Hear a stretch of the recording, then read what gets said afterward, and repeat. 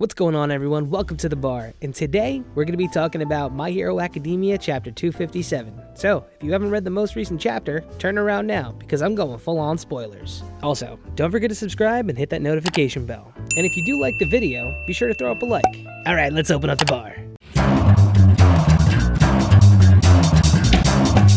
Okay, 3, 2, 1, let's go.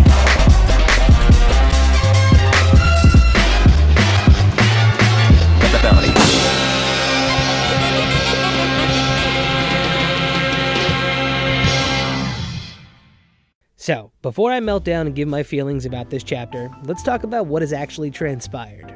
I know, there was a lot of side chatter between Aizawa and All Might, but the elephant in the room is the fact that Deku now knows the quirks that he's gonna obtain, and particularly, the one that belonged to All Might's predecessor, Nana Shimura. All Might gives Deku a composition pad, similar to the ones that he would do his analysis of pro heroes in. What resides within it is the 4 other holders and their quirks, with the second and third users' quirks still being a mystery. Additionally, we learn that the hero name of the Black Whip user is Lariat, and his civilian name is Daigoro Banjo. We also find out that Black Whip used to be a relatively weak quirk until the addition of One For All. The emotionally moving part of this chapter was when you see all of the past users of One For All in what looks like their final moments handing off One For All. All Might states that each time One For All was handed off, the person chosen was always a trusted ally, but unfortunately, that person always died young.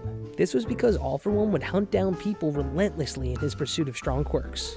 Deku is then notified by All Might that he will indeed get Nana's quirk next, which is a floating quirk, to which Bakugo kinda flips out and says that he's winning because he can already float.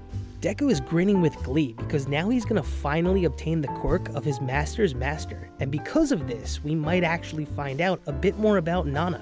I have a bit of a theory about this, and I'm gonna talk about it when I'm done recapping this chapter's events.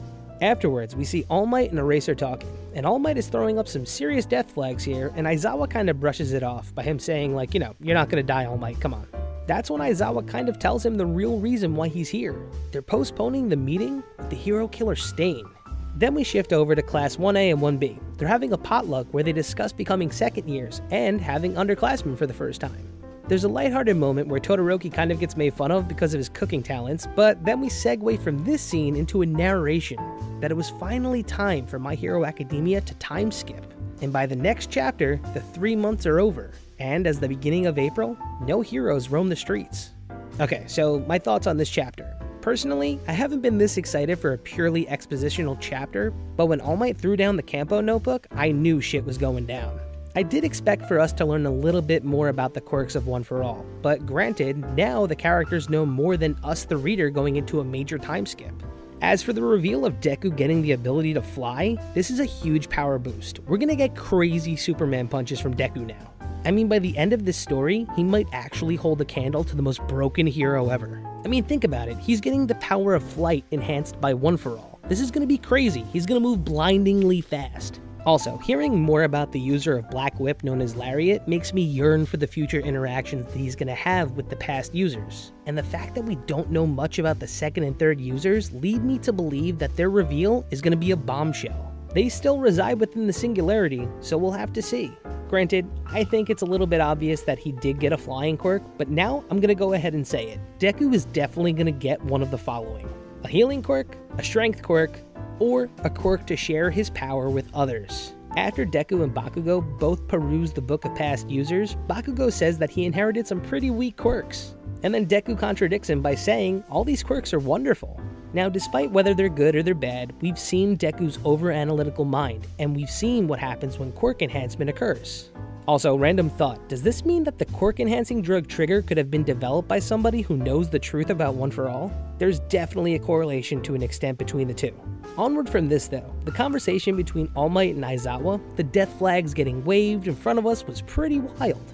We all know All Might is eventually gonna die, but it happening is gonna be a moment that we're gonna remember. I mean, think about it. All Might dying is the equivalent of Jiraiya dying. This guy is the person that gave it all up for Deku, and now it's gonna be 100% Deku's turn. This means that All Might will finally go on to live within the singularity, and show up during Deku's time of need, maybe doing like a mentor-student United States of Smash. Though one thing I wasn't expecting was Stain being mentioned. I know there's a theory floating around about My Anti-Hero Academia, which is about Stain and the Gentle Criminal teaming up. And Gentle's quirk is actually pretty much a counter to Stain, so I can actually imagine them going around kind of like dealing with criminals post-villain takeover.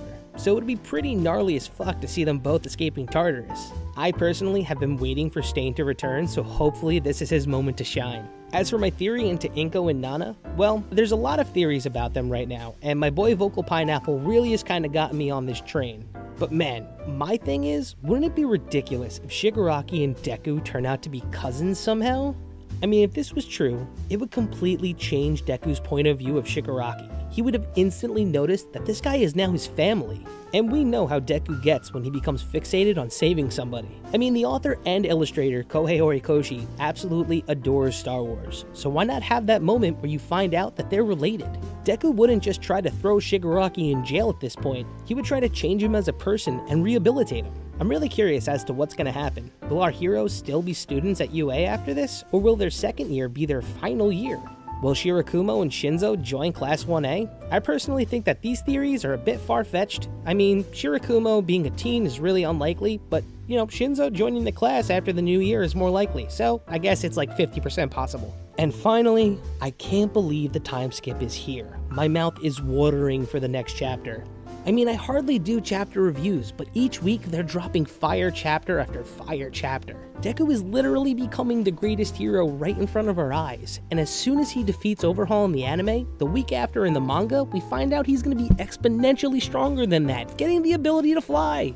Anyway, that's going to be it for me. I'm sorry for the audio in this video. I was really passionate, and I'm actually recording from home for the first time, so tell me how it sounds. And I hope you enjoyed me ranting about this week's chapter. It's a short little video, so enjoy it.